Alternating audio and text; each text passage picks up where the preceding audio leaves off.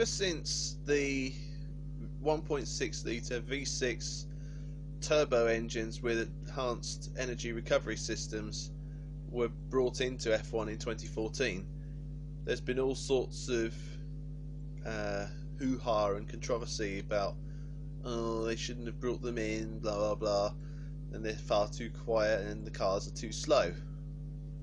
They're producing already, if estimates are correct, similar horsepower figures to the engines that made F1 popular, really at the peak of its popularity in the 1990s through to the mid 2000s, the 3 litre V10.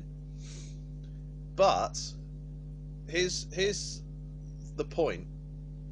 Those V10s, the best of them, had a fuel flow rate of in and around 190 kilos per hour, and the current V6 turbos have a fuel flow rate of 100 kilos per hour, just under half of what the V10s, and there's still potential to make the technology even better. I mean, even in sheer power terms, the V10s were, even now, the most powerful race engines F1 has ever seen, 900 horsepower plus. And with the combination of the V6 turbo and the energy recovery systems, F1 has the potential to get up to and beyond the magic figure they're aiming at, 1000 brake horsepower.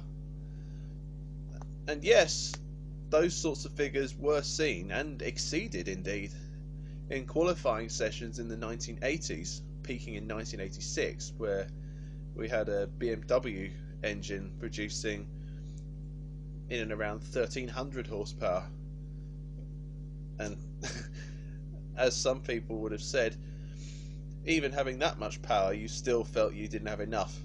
I think the key reason that people complain about the cars being slow is not, like I said, due to a perceived lack of power. It's the weight. The more weight you carry around, the slower you go. When I was first interested in F1 in the 1990s, the minimum weight of a car was around, a rough estimate, 550 kilograms. And nowadays, with the inclusion of the V6 engine, turbocharger, the MGU-H and MGU-K, that makes the cars significantly heavier, and as such the minimum weight limit has been increased. That is the real reason why the F1 cars are in and around 10 seconds slower than they were 10 years ago. It's not due to lack of power. Like they keep saying, those V6 turbo power units are enough to give you a good kick up the backside, but it's the weight that is the big difference. They're harder to go, and as such harder to stop as well. And as for the noise front, there will be, I've heard, changes, though the specifics of it I don't know yet. There will be changes to address the noise problem, although noise isn't the biggest factor, in my opinion, in motorsport. The enjoyment is the speed that they go rather than the noise that they produce. I mean, yes, noise to me is a factor.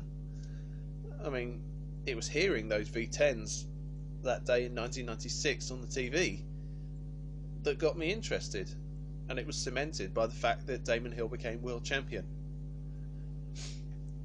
Yeah, that's the way motorsport works for me. Speed over noise.